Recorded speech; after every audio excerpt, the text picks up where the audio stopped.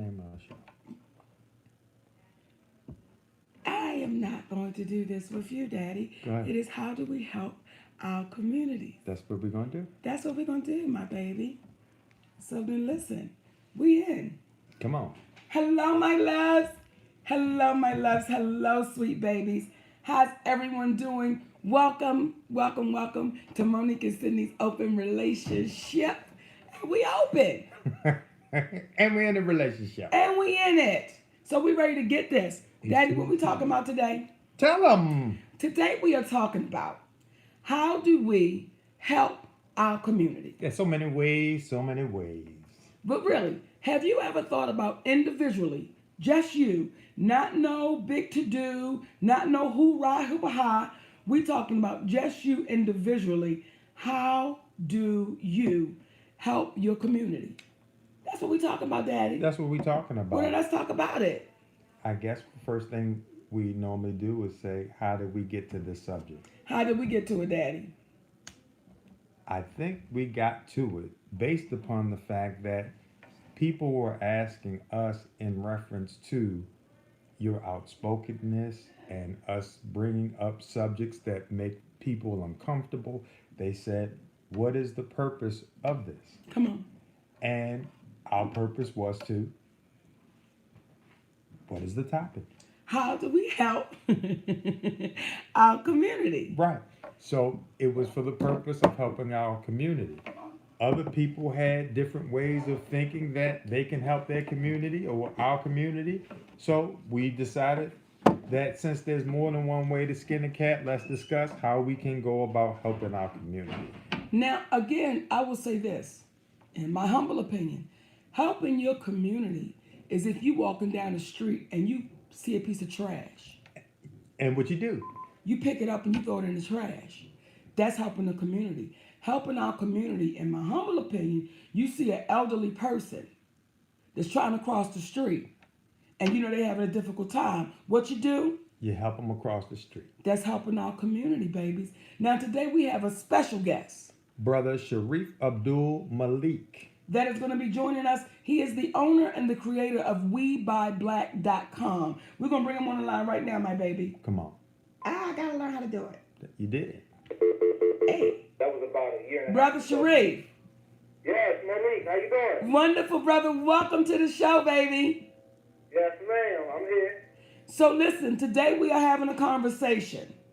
How do we help our community? Yes, ma'am. And before we even get started, I want to say to you, we commend you, brother. And we're proud of you. Because a lot of us talk the talk, but very few of us walk the walk. And you are one of the brothers that is truly walking the walk. So please tell us about WeBuyBlack.com and tell us what's going on. And before you do tell us about WeBuyBlack.com, that's a tongue twister. Tell us about yourself so people can get an appreciation for you and your background. Yeah, definitely. Well, first, let me thank both of y'all for having me on. I really appreciate that, you know.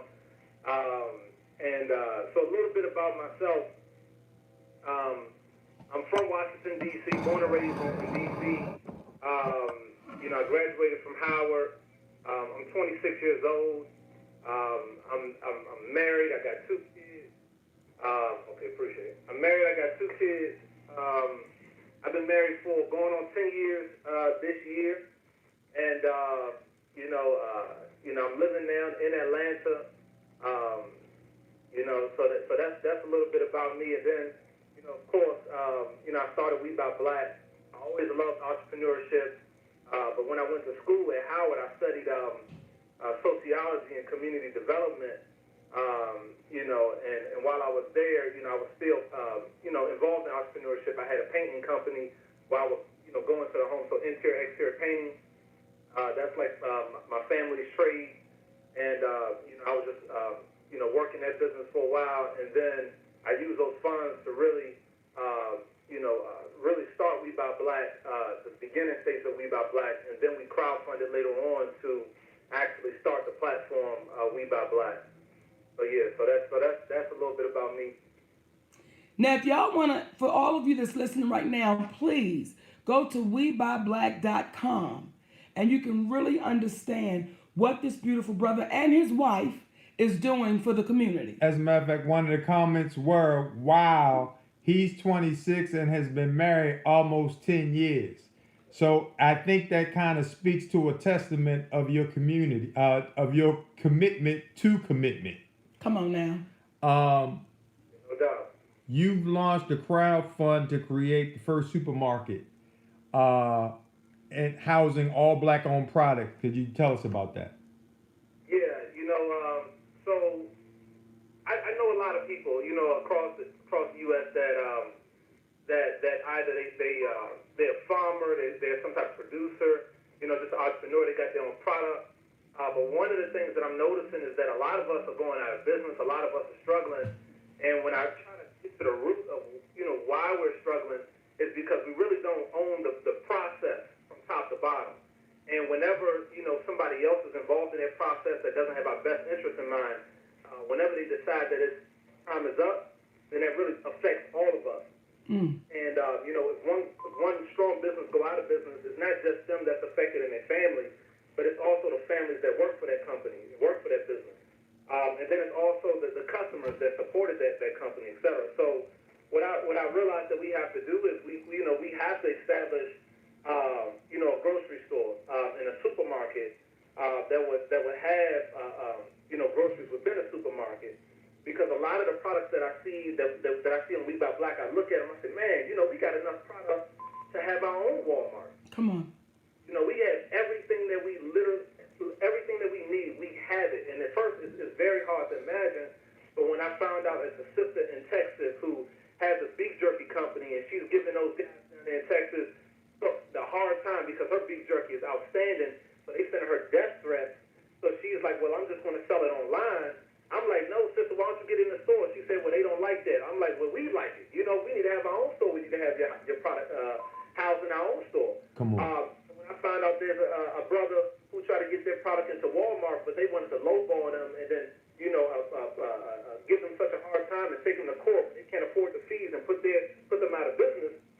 I said, no way. This is what we have to do. And then when I walk into a lot of these big box departments and I watch our people get disrespected over and over and over again, I was just like, look, I never had it in my vision to do a supermarket or to have that a part of what we're doing. However, it's impossible for us not to do it.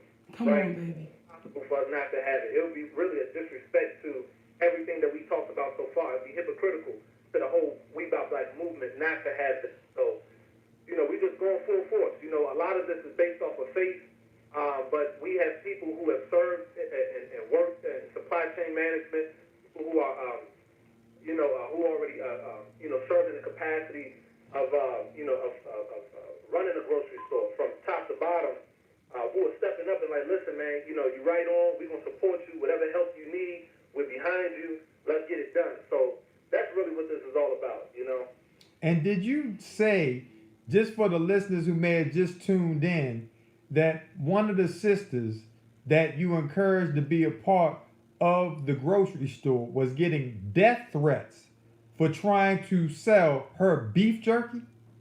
Right, beef jerky out of Texas. Out of Texas.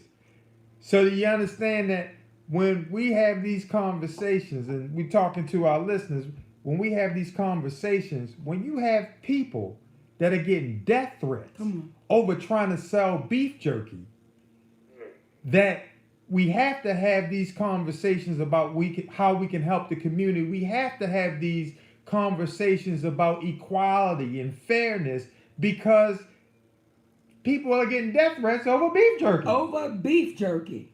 Right. Damn. Now that beef jerky, y'all, I'm going to tell you right now, anytime you threaten to take somebody's life over some damn beef jerky. What it tastes like? Y'all know that's got to be the best beef jerky ever that can jerk the beef. Come on. Okay? And I want to say this too, brother, because I see your promos all over social media. Yeah. And one I want to say again, when I say you are walking the walk, when I see the promos for the Champion Boxer underwear, when I see the promos for the razors, when I see the promos for the laundry detergent, when I see the promos for the eczema cream that's all natural, and what I appreciate is it is all natural. Everything y'all are pushing is natural product. And it makes a difference because when you start dealing with chemicals, that's what's making us crazy too. So when you go to WeBuyBlack.com, you're going to understand exactly what this brother is trying to do for the community. And when you're interviewing the people on the street, the brothers and sisters on the street, and you're asking them, why is it so important to have a black owned supermarket in our neighborhoods? And everybody's saying the same thing, quality. We want quality. We want quality meats. We want quality vegetables. You know, just real quick, when we were doing the movie Blackbird, and we were down in what city were we in, Daddy? Hattiesburg. We were in Mississippi. Hattiesburg, Mississippi. And we went to one of the local supermarkets. And when I tell y'all, it was so disheartening to see mold on the food. We saw roaches on the food. Y'all, this is the meats. Wow. We saw mice droppings, and this is the meats. And then when you saw the prices, they were double or triple what it is in other stores. But in our communities, they give us the lowest of the low, and they charge us the highest of the high. And if we don't start taking a stand, if we don't start doing it, what are we leaving for the ones coming after us? Now, Brother Sharif, would you like to tell the folks again and tell them how they can be a part of the crowd fund? Oh yeah, most definitely. So, I'm just gonna say this real quick.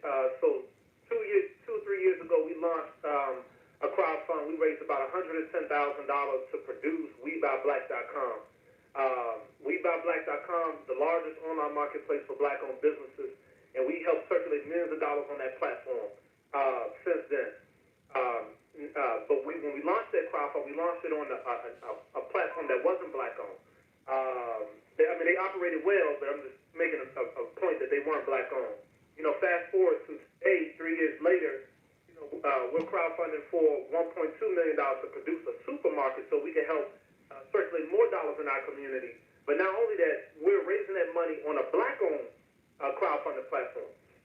Two brothers out of Houston, Texas, that created a crowdfunding platform that launched a day before we launched 2 days before we launched our campaign, and we were one of the first campaigns to launch with them on that platform, and it's been super smooth. Come on. Very, very, very smooth. I love it. Those brothers are tech geniuses, and it's been going very, very well. But it's called WeFundBlack.com.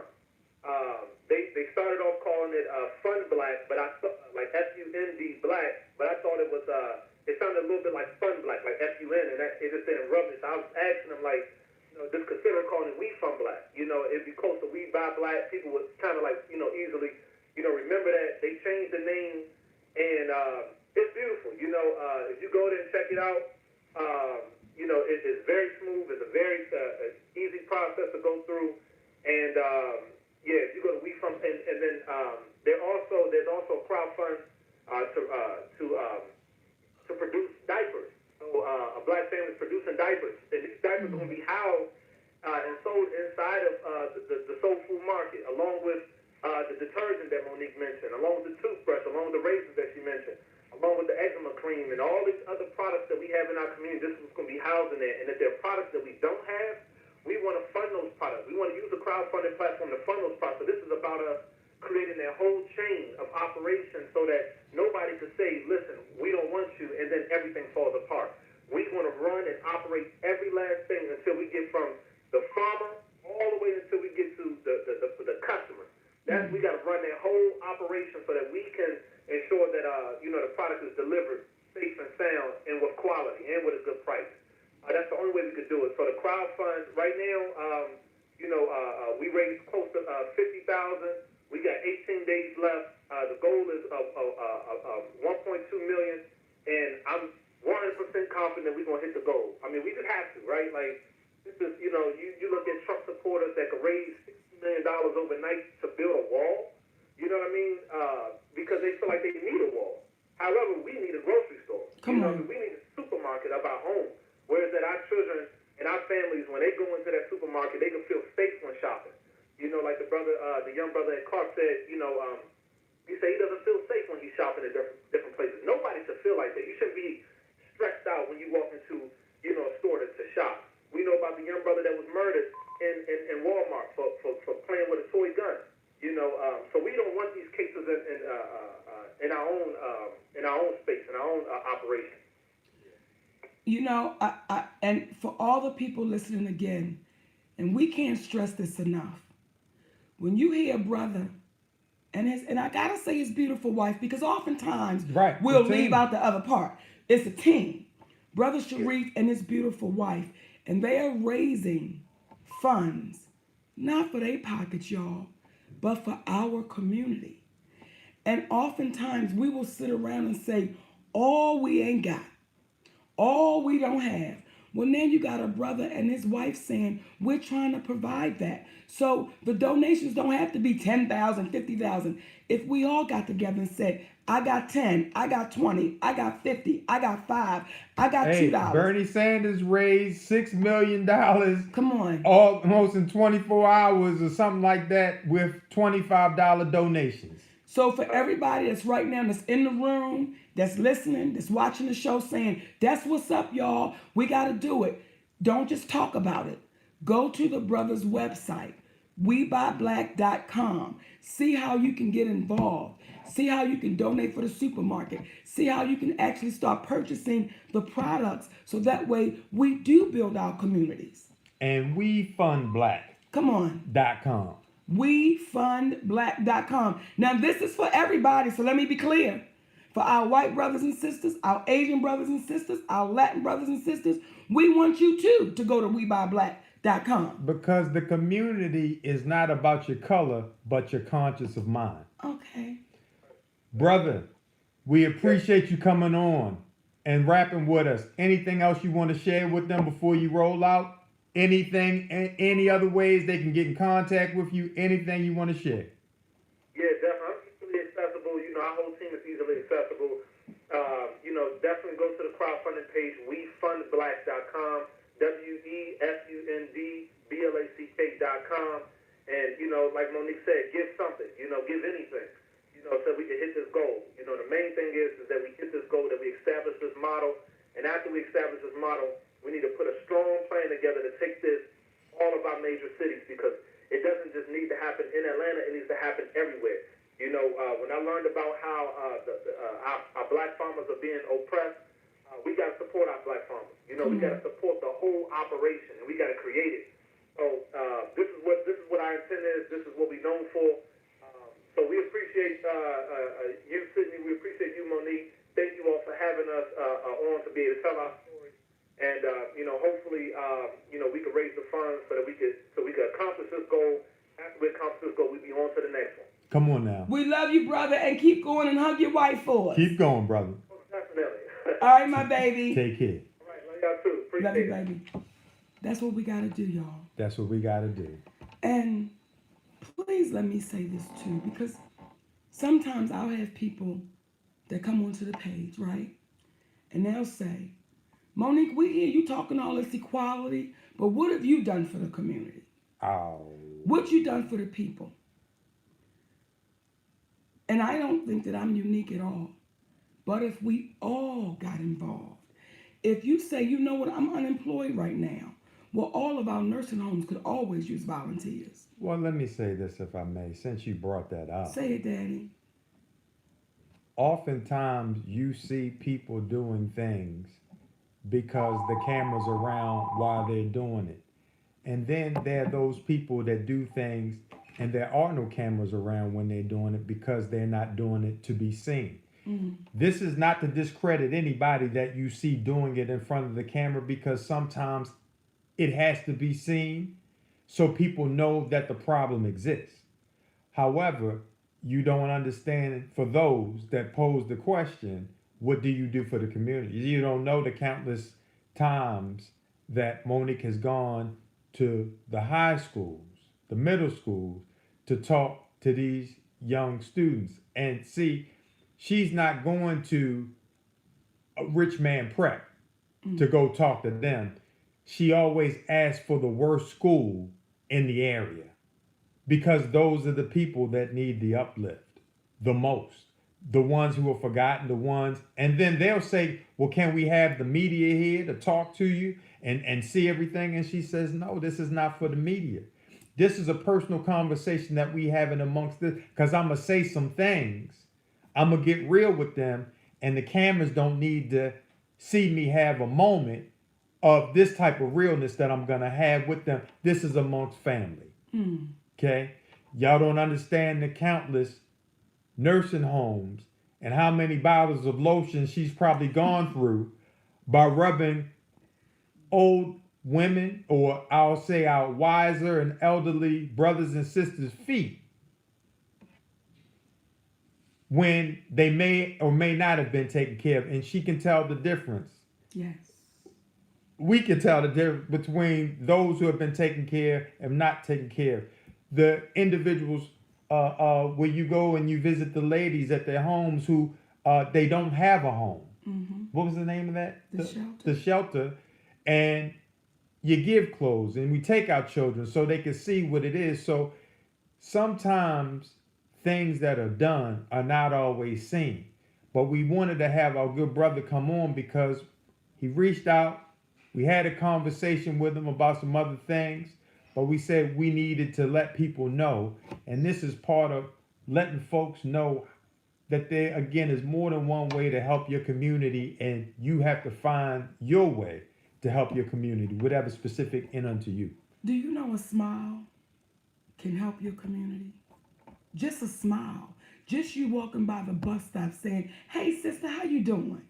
You know what, brother, have an amazing day. Just a smile, y'all. But some of us, we're getting so used to not even smiling at one another. Not even saying, good morning. Hey, how you doing, baby? And it's ripping us further and further apart because we're chasing somebody else's bag. We're chasing somebody else's carrot instead of getting involved in the communities we live right in. Let's go to the lines. Hey, you're on with Monique and Sydney. Who's this and where you calling from? Hi, my name is Melvin. I'm calling from Las Vegas. Hey, Melvin from Las Vegas. What's Come up? to the What's show. up? That's right. Come to the show. I was just calling to let y'all know I live out here in Vegas. Me and my brother was going to do a picture for Monique real soon. Well, we look forward to seeing your work. Yes. Did you have a comment you wanted to share regarding how one can help their community? I think just by just supporting each other and just by really just supporting each other and like black businesses and all businesses. It's as simple as that. That's it. We love you, brother. Thank you now. Just that simple. And supporting one another. And again, when you go to that website, WeBuyBlack.com, and I've been telling my daddy about it. I'm like, Daddy, they have some quality things on that site. And oftentimes, y'all, we get so scared to deal with one another because we want to hook up or discount. It's quality. Don't be afraid to pay for quality. Hey, welcome to Monique and Sydney's Open Relationship. Who's this and where you calling from? Hey, Mo, it's Matthew Reed from Chicago. Hey, Matthew, what's going on, baby? Hey, Auntie Mo, how you doing? You all right? Hey, Uncle Sid? What's happening? What's happening? Talk to us. Hey, you know what? I like this subject today because simple fact is, I think you all know I'm a director. So I'm actually writing my new play. It's called Matthew Reed's The Old Folks Home. And what I do is actually, all my actors on Monique are unexperienced. So he never acted before in life. What I do is, I go out and I grab them. Some people have been on drugs for years. Some have anxiety. People I ain't never seen before in my life. And I take them off the street and I work with them. And I train them. I develop them to become actors and actresses. It's always different ways. And the big thing is not about acting, Miss Monique. Well, it's about basically, I tell actors all the time, I said, what makes a good actor an actor? And I simply tell them listening. And that's what I do. Some people don't have no one around them, Monique, to listen to them.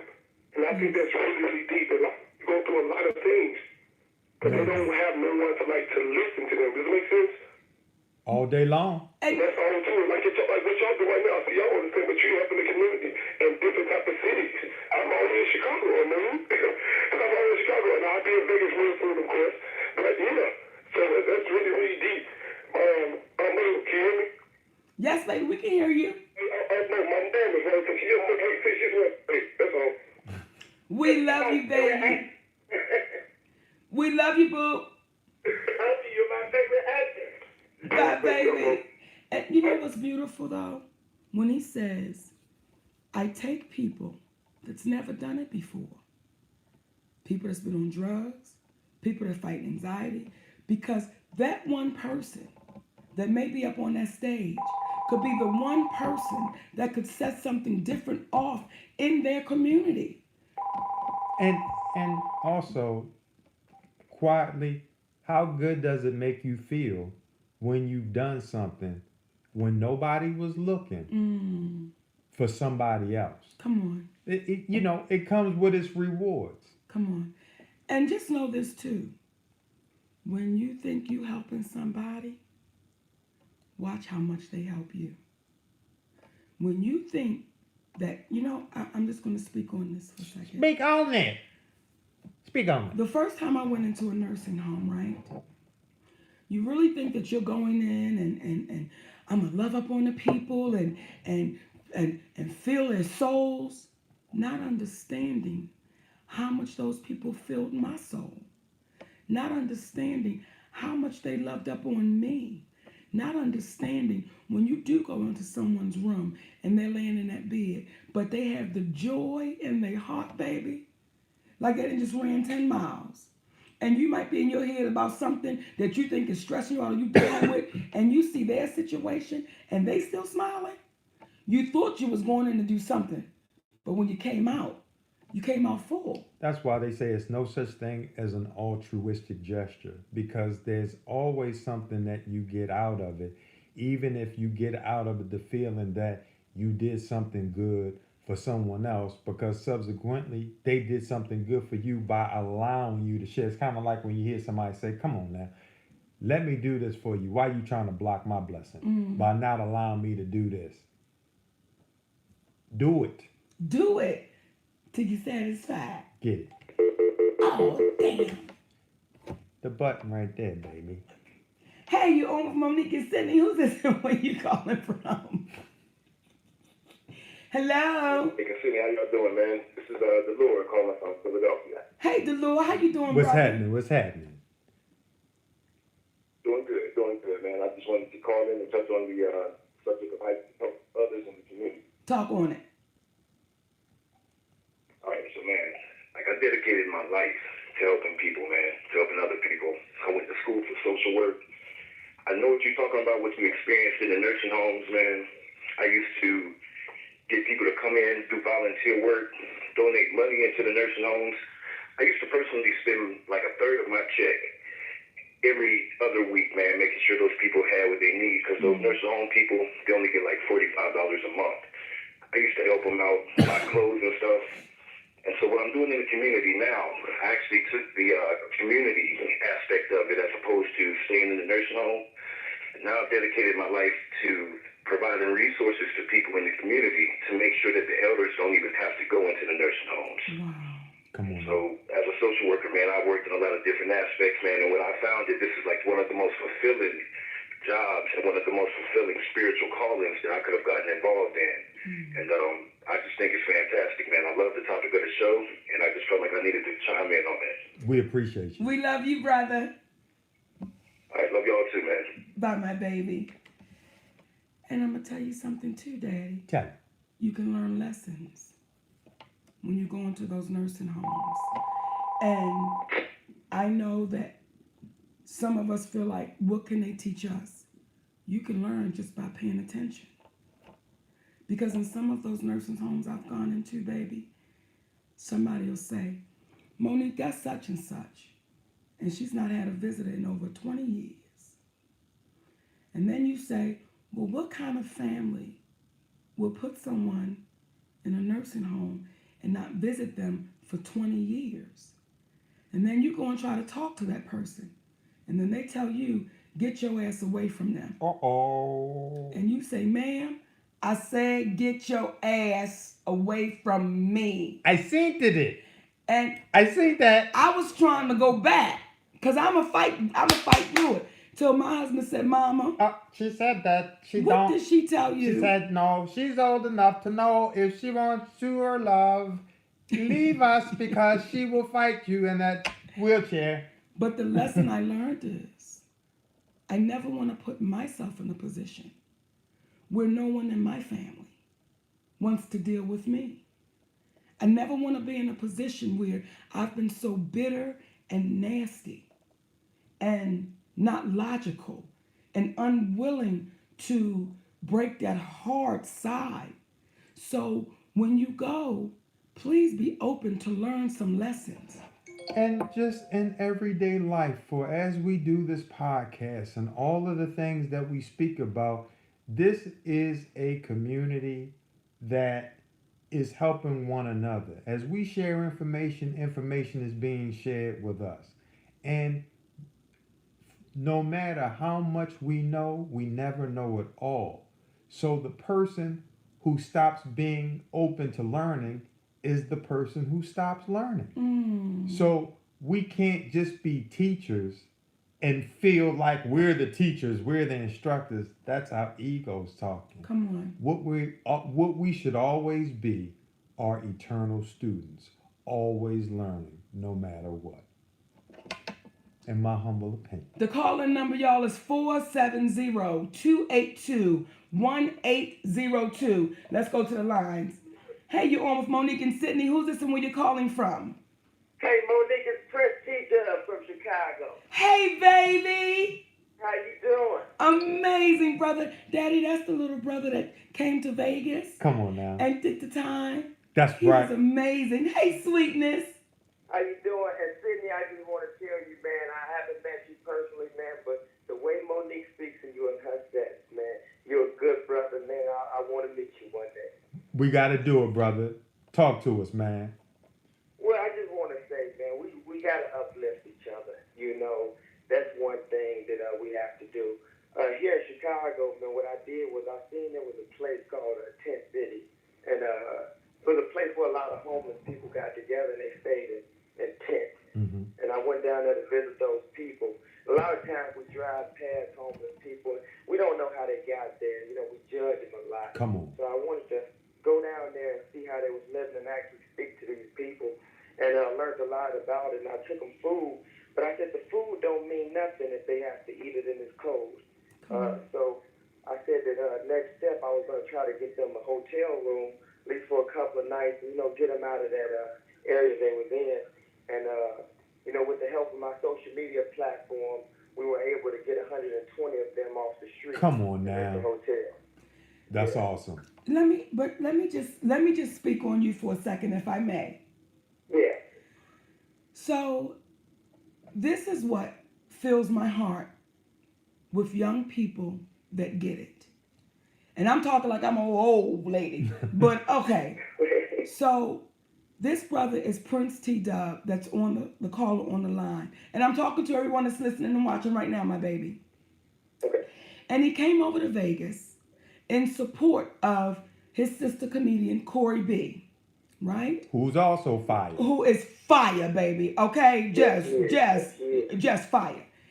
And what was impressive was the first night he came over, he didn't ask me for anything. He just introduced himself. Mm-hmm. But he didn't ask for anything. But his energy was so beautiful. I said, hey, baby, would you mind doing some time? And this is what really impressed me. He said, yes, ma'am. Now, when you say yes, ma'am to me, baby, you got me and you just got me. So the first night he stepped on stage, he had on some Timbs. Right. And some, you know, he was cute as all outdoors, but he had on Timbs and some jeans. And I said, listen, the next time you hit that stage, I need you to be suited and booted. He said, yes, ma'am. I said, now tomorrow, you're welcome back. He said, well, I fly out in the morning. I said, well, the offer still stands. When I tell y'all that baby did not take that flight, and he came back and got on that stage, suited and booted, and he kicked it in the behind. See. And let me say this, okay, if I may. And she came home and told me about you. Come on. And what we appreciate is when you see somebody young who wants it. Come Keep on doing what you're doing, brother, because then you are able to distinguish between those who want it and those that don't. And then you got the unmitigated gall to have a heart along with it. on. Come on. Not only do you want it, but you want it for other people too. And what happens is when you see someone like Monique saying to our brother, come on up, let's do this. And then you see our brother saying to folks in the community, come on and get up out these streets. These little deeds allow us to help one another out. Yes. Because you feel motivated. You like, how do I take something from someone and then not give it back? Yes. How do I have something and not pay it forward? So if we keep doing this amongst one another, we don't need anybody else except the people who are conscious-minded enough to not be about the bag so much that they're going to forego their integrity for the fear of their family crumbling when they don't understand that the main ingredient to your family standing is the foundation of integrity. Go ahead, brother. This Go ahead, brother. You Prince. said something there, brother. I'm gonna shout it in here. That's all we saying, brother. We love you, baby. And listen, you know you always got a home with us. I appreciate it. I love you too, and I appreciate it. Thank you for the opportunity. Thank you, my baby. Take it now. Oh, y'all, listen. This is why we have to do this. For our babies, just like that. Because that young brother, as my daddy say, he paying it forward. And somebody that he put into that hotel room, guess what they gonna do? They gonna pay it forward. And if we keep thinking like that, we can change it. If we keep thinking that way, we can change it. But it's something else I want to address, Daddy. Someone has said in the room, let's stop talking about marriage and talk about the empowerment of our communities. Well, how do we stop talking about marriage and the empowerment of our communities? Don't they go hand in hand? But it's not just marriage, it's anything dealing with relationships, because everybody, what we got to understand is life is about relationships. You don't have to have any money if you have the right relationships. You don't have to worry about that. And when I see the comments about Steve Harvey as a sellout, I want to say this, that we can't throw that brother away either. Because it's kind of like the brother in your family that decide they want to go astray, and we look at it like he out there embarrassing the family. He's still your family. And you got to understand that the reason why people do what they do is not to piss you off. There's a reason for it. And they say it takes 30 days to form a habit. There have been hundreds of years of conditioning that make people who look like us have a fear for people who have oppressed us for those 400 years. When you understand that there's this thing called the Meritorious Manumissions Act of 1710 that stated there are 4 ways in which a slave can go free. One of them is save the white slave master. The second one is to save that same white slave master's property. The third one is to create something that will allow that white slave master to get some sort of profit. And the last one, which we still see today, telling on the black slaves, snitching on the other slaves who are looking to be free or rebel against the slave master. So what happens is, when you see this, if it takes 30 days to form a habit, what we see Brother Steve Harvey doing has taken 400 years, and the weight of that is not easy for people to overcome. So if you're blessed enough to understand that this is the reason why, it ain't because he a bad dude. He takes young brothers out and tries to talk to them. He not a bad dude. Whoopi Goldberg ain't a bad person. But sometimes, in the words of our sister Harriet Tubman, she said, what?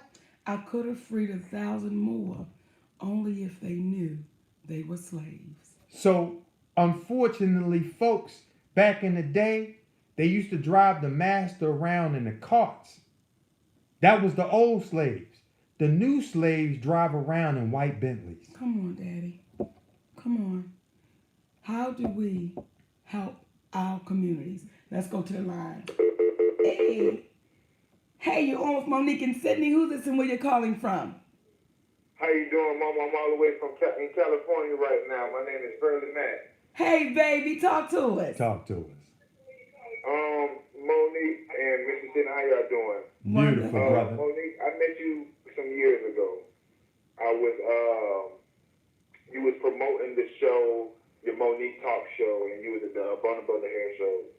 You had on your white dress and your hair was beautiful.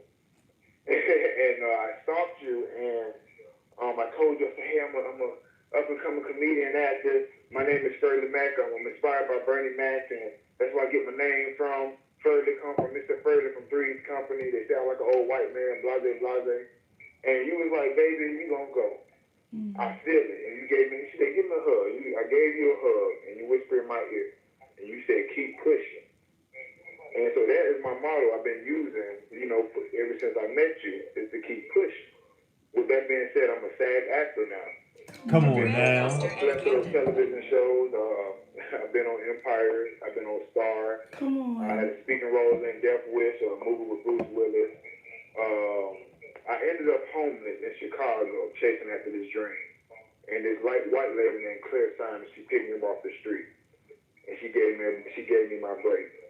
I'm saying this to say is, Monique, you told me to keep pushing. Monique, you keep pushing. Come on. Because I'm telling you, you finna get your deal. Stand your ground. You know what I'm saying? Regardless of all these people not even, you know what I'm saying? You know how us is. But you stand your ground, you keep pushing, because I can guarantee you, Monique, and I'm about to tear up because I'm looking at your Instagram right now, and it's like I'm talking to you face to face. When I say you about to get that deal, Monique, you about to get that deal, and all these haters and naysayers and the people that threw rocks at you while you was down, they gonna bow down to you because you are the queen. Not only the queen of comedy, but you're the queen of our generation right now. You're fighting for us. You get what I'm saying? You was an activist for entertainers, and I don't think people truly understand what you're doing.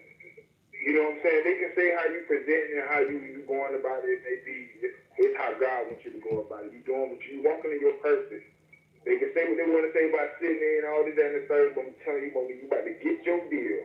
You know what I'm saying? You see what Kaepernick did. You see Kaepernick stayed down and he got his deal, regardless of what. You about to get your deal now, Monique. I don't know where it's coming from. It's about to come. It's about to come big and big and big. And when it come, Monique, I just want you to smile. And I told you so and this, that, and the third. I just want you to smile because God, you know what I'm saying? God got you now. Thank you, my I'm so inspired by you. I worked for Lee Daniels. I met Lee Daniels. I don't have nothing negative to say about him. What you and him got going on is not my business. You get what I'm saying? I cannot, you know what I'm saying, dictate my relationship with Lee Daniels off of what y'all got going on. I cannot. Yes. You know what I'm saying? This man gave me an opportunity. I was homeless. I was on the street. You hear what I'm saying? Yes. And I got a chance, and they gave me a chance. Yes. But with that being said, you stand your ground. You stand it. You keep pushing. You told me to keep pushing.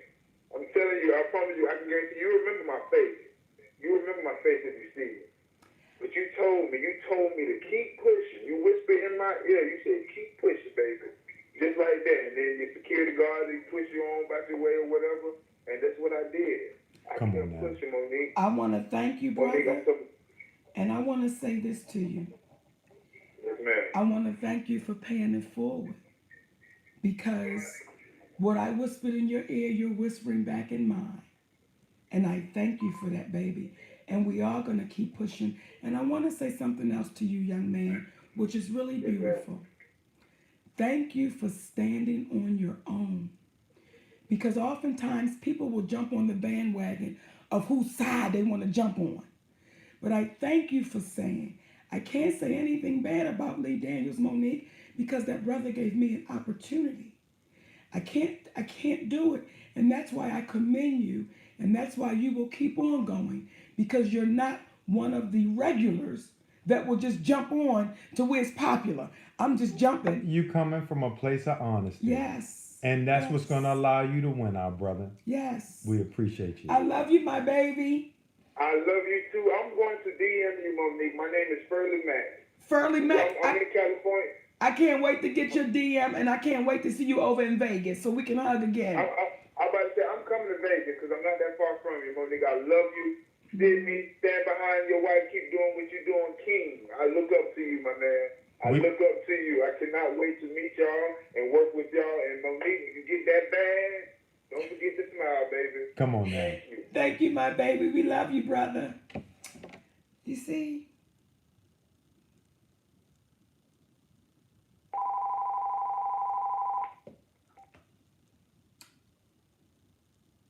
Oh.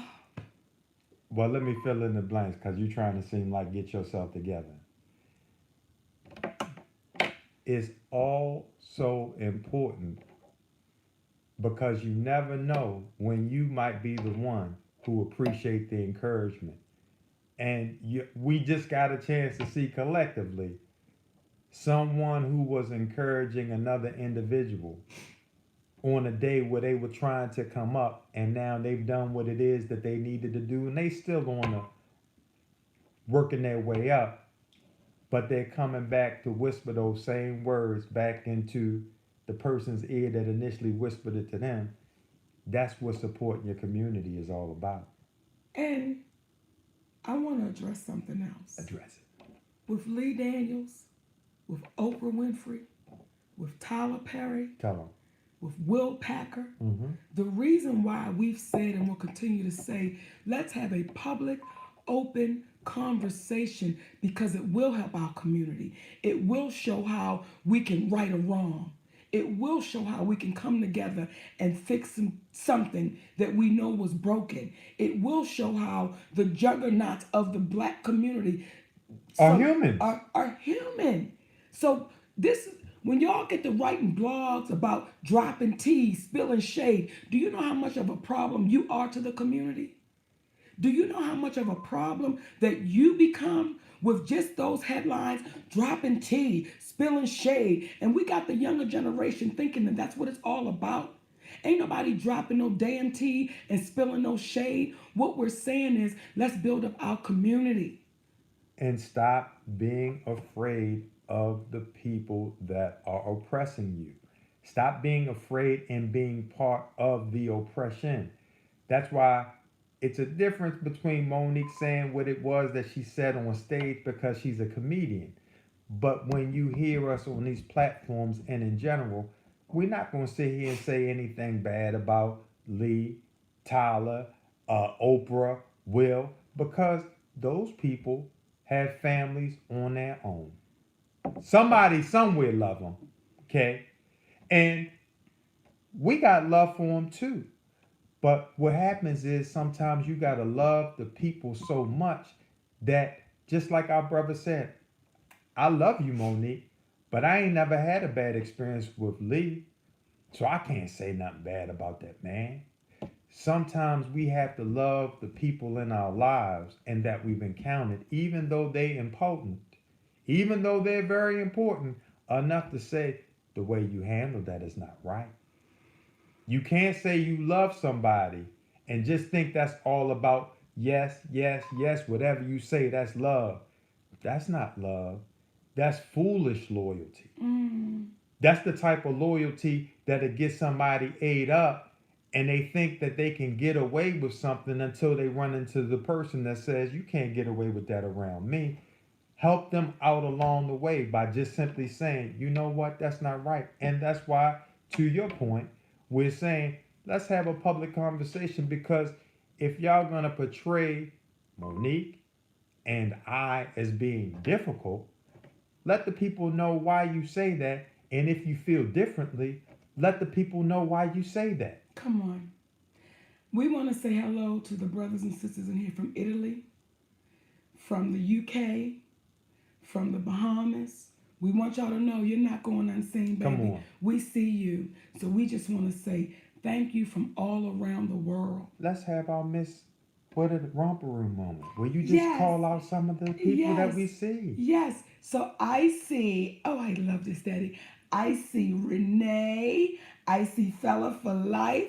I see Maxine McFarland. I see Apple Boo Baba Lops from Barbados, baby. We see Hose Mood. Come on. We want to say hey. Now, some of y'all names, baby, from Canada, Collab Simpsons. Hey. 902. 902. Hey, Tammy. That's my Tammy, baby. Hey, Come my on. Tammy. We love y'all. And that's why we have these conversations. And I'm going to tell you something. We can't forget. Okay, so let me just say hello to my sweet sister. Wow, Susie. I'm sorry. You Our wanna have sweet it on. sister. I'm not that. That's right. Have it up. You want to have it Our on. sweet sister, Susie. And I know she's watching right now. And I want to tell y'all about this woman named Susie. Susie Unger. Susie Unger. She was my agent when I first came to Hollywood. And come on. And this woman believed so much that she was doing things that agents weren't supposed to do, but because she didn't know what an agent was supposed to do or not do, all we wanted to do was win. Well, not just agent, white agent. She was a white agent. Well, she's still white though. Right, she ain't turned black, y'all. She's still white. Okay. That's my baby. And we went through it. And we went through it in a way that it broke up our friendship. Because as a black woman in Hollywood and as a white woman in Hollywood, we didn't know how to protect one another. We didn't know how to be real friends at the time because we were worried about winning and getting it. And I remember saying to her about 14 years ago, I said, you are a racist and I've got to walk away from you. And we didn't speak, y'all, for years because I wasn't mature enough and nor was she. We didn't know how to fix that. And she reached out about 7 months ago. And Sydney looked at me and said, it's time that you call her. And I called my sister, our sister. And the first thing she said to me was, Mo, you were right. And I apologize. Well, at that point, it was as if we had never parted.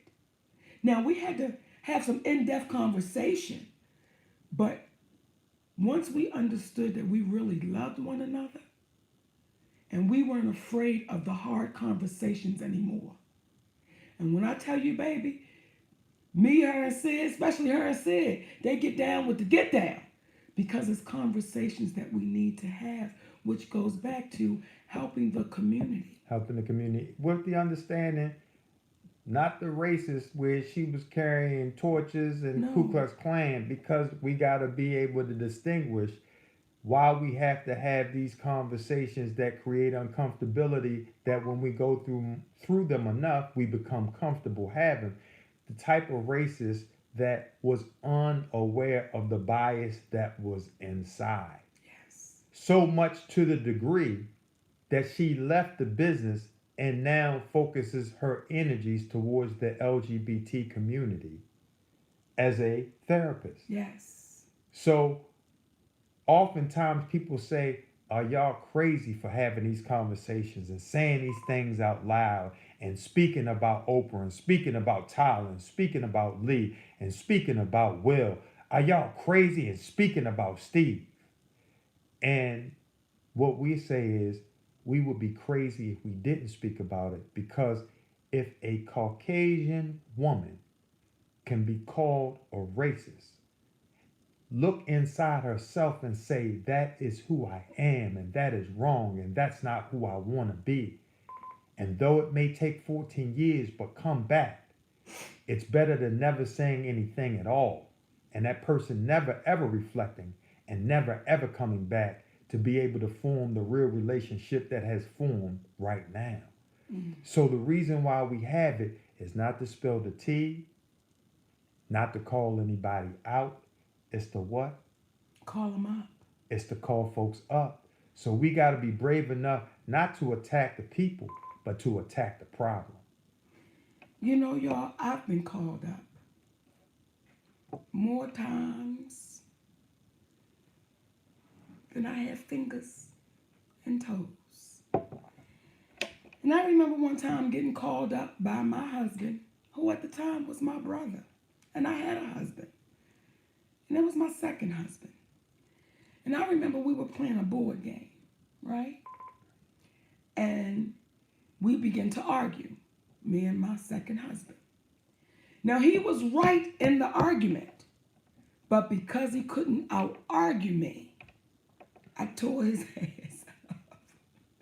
Oh, He was right. And then Sydney says, Monique, offline.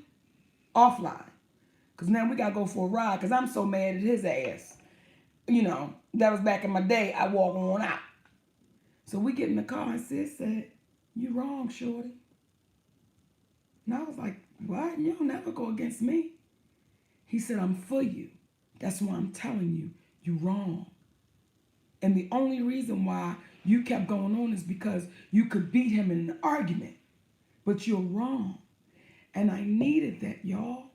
Because if not, I would have stayed loud and wrong. And that would have begun to destroy my life. Because no one was willing to check me and say, not only are you loud, but you also wrong. Loud is a part of who I am. I was born loud. Now, I came in here with the spirit of loud. But to be wrong and not be willing to say I'm wrong. Now, it took me a minute to say I was wrong. Please understand. Like, I didn't just fall into it that night and say, okay, that won't happen no more. No, it took me some time, but I'm grateful that I was called up. Because had I not been called up, what would I be right now? Still loud and wrong. and we have to think about it. If you want to bear fruit from a tree, you got to first plant the seed. And we know that once you plant that seed, the tree don't just pop up the next day. It take a little while for a seed to turn into a tree. But we got to keep on watering it. Give it some sunshine. A little bit more water. Sometimes we got to get a little fertilizer. Come on. But all of a sudden, it starts to bloom and it bears that fruit. And that's all we are as people. So that goes back to us. Let's keep planting seeds in one another's mind and one another's hearts so that we can bear the fruit of love for all of us to share. Because we've had some incredible stories today, conversations. It's about that time, my mama. It's about that time for us to say he run DMC, J Master J. Right, baby? You were supposed to come in. I can't. That's all right. I can't. Now, listen, y'all. In this room right now, I just saw my sister Corey Beach jump up in here. Let me tell y'all something real quick. This sister sent me an Instagram. And she said, I'm your spirit animal. I ain't never had nobody tell me that. This sister's over in Las Vegas with me. And when I tell you, baby, she's fire. She's fire. Can't wait for Saturday night. Come on. I got my Afro Puffs. Hey, the Saturday night show in Las Vegas. Thursday gonna be fire. Friday gonna be fire. Saturday gonna be fire. But the Saturday 7 o'clock show, we rocking the 70s things. So I'm rocking Afro Puffs and I rock the stuff. Hey, rock on with my bass here. Get it. Daddy, you were supposed to come in. I can't. Y'all, it's that time. And we want to thank each and every one of y'all for joining us. Thank you for giving us your ears, your heart, your mind. We hope that you tell a friend, tell another friend, tell 10 more friends. So like my daddy always says, the mind is like a parachute. It is no good unless it's open. We love y'all. For free. Mwah. Bye, my babies. We'll see y'all this weekend. SLS, Las Vegas. Monique does Vegas. Mwah. There you go.